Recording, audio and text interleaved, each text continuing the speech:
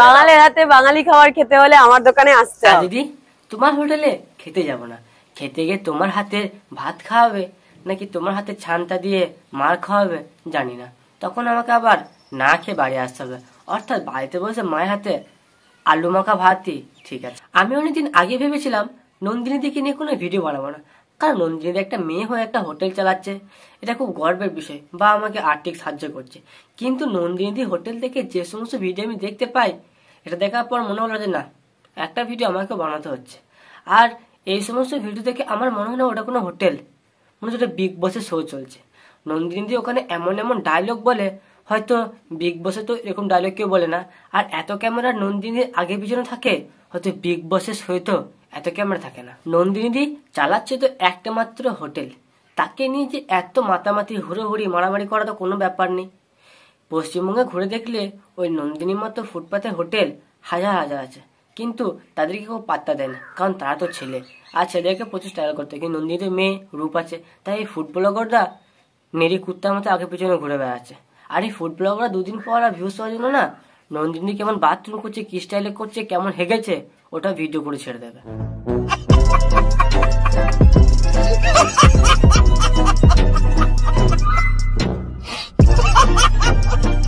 দিদি প্লিজ এবার অন্তত একটু ঠিকানাটা বলে দাও, আমাকে আসতে অনেক কাঠখড় পোড়াতে হয়েছে। যারা নন্দিনী হোটেলে এত কাঠ কয়লা পুড়িয়ে খেতে যাও, আমি তাদের উদ্দেশ্যে একটা কথা বলতে চাই। নন্দিনী দি ভাতের সঙ্গে কি অমৃত মিশিয়ে দেয়, নাকি একবার খেলে 1 মাস খাবার খেতে হবে না, শুধু হাগলে কাজ চলবে? আর পচা জিনিস একটু মাছি বেশি ভন ভন ভন ভন করে। একটা গাধার বাচ্চাকে রেখেছো আগুনের সামনে। একটা কর্মচারীকে সামান্যতম ভুলের জন্য নন্দিনী এত লোকের সামনে তাকে গাধা বলে অপমান করছে। একটা ছেলে যখন কারো কাছে কাজ করে না, তার কাঁধে অনেক দায়িত্ব থাকে বলে মালিক তাদের উঠা বসা সব কিছু করে নেয়, কিন্তু সামান্যতম ভুল হলে মালিকরা তাদের প্রচন্ড পরিমাণে অপমান করে দেয়। কিন্তু কোনো ফ্যাক্টরি, কোনো হোটেল যাই হোক না কেন, কর্মচারী না থাকলে কিচ্ছু চলবে না। কিন্তু এই মালিকরা না কর্মচারীদেরকে ঠিকভাবে সম্মান দিতে পারে। আরে নন্দিনী দি কিছুদিন অনেক ক্যামেরার সামনে থেকে এত অহংকার সৃষ্টি হয়েছে যে নিজের বাবাকে পর্যন্ত ঠিকভাবে সম্মান দিয়ে কথা বলে না, এত রাগ দেখিয়ে অহংকার করে বাবার সাথে কথা বলে। বাবা লোক হাসিও না। বাবা নয়, লোক হাসাচ্ছে নন্দিনী দি নিজেই, আর বেকার বেকার বাবার দোষ দিচ্ছে।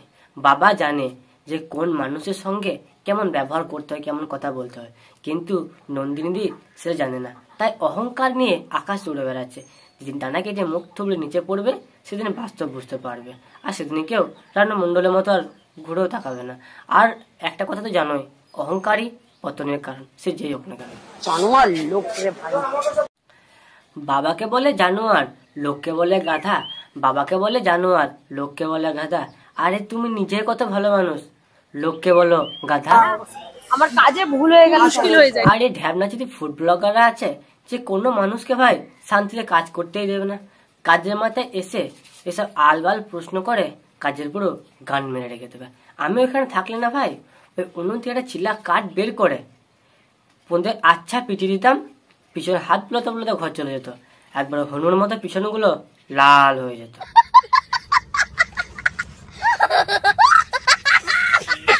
তুমি সিঙ্গেল নাকি কমিটেড? নন্দিনী সিঙ্গেল না কমিটেড এটা জেনে তোর কি লাভ? কেন তো বাবার সঙ্গে বিয়ে দিবে নাকি নন্দিনীদের? শোনো, খোলাখুলি একটা কথা বলে রাখি ভাই, যেই আশা নিয়ে এসেছিলাম খাবারটা খেয়ে কিন্তু আমার কাছে একটু নিরাশই লাগছে,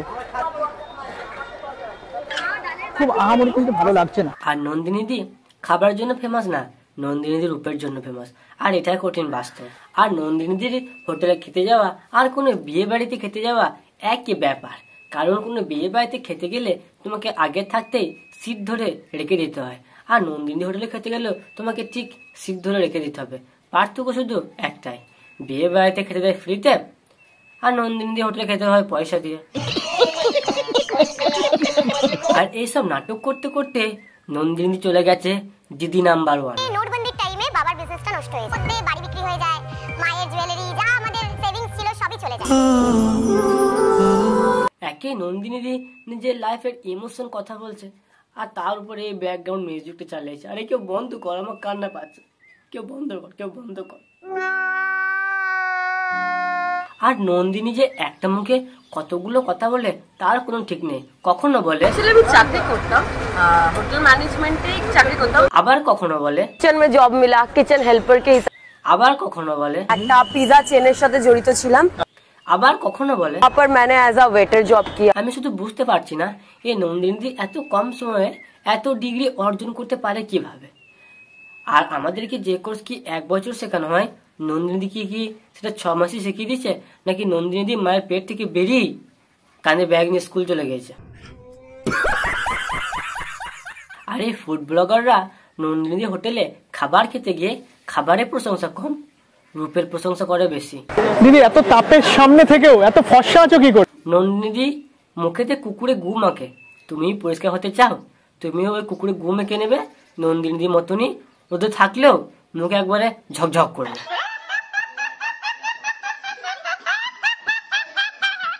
তোমরা জঞ্জাল তৈরি করছো।